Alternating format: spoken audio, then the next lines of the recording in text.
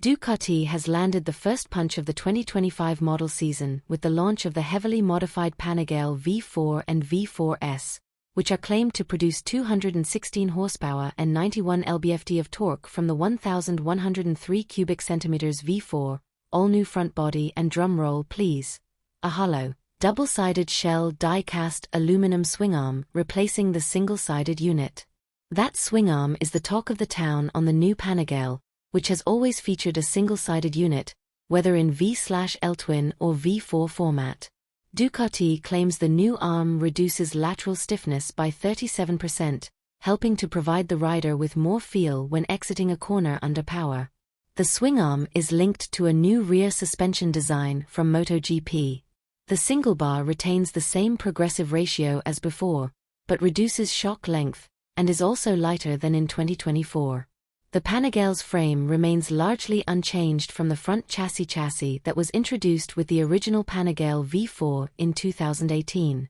If you're going to get a V4S, you'll get a brilliant electronic Öhlins NPX30 fork, TTX36 shock and steering damper, while the base model retains its 43mm Showa big piston fork, BPF, and Sachs shock, both of which are fully adjustable.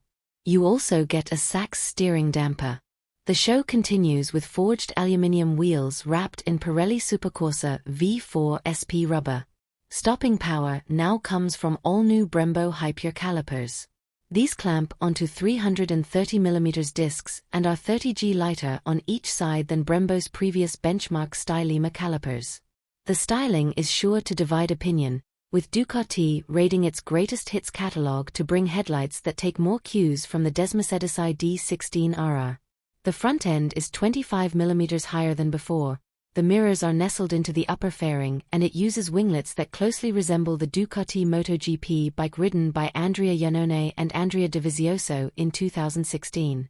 The 2025 Ducati Panigale V4S features the usual electronic gadgetry, including IMU, traction control, wheelie control, slip control, launch control and up/down quickshifter, among other technologies.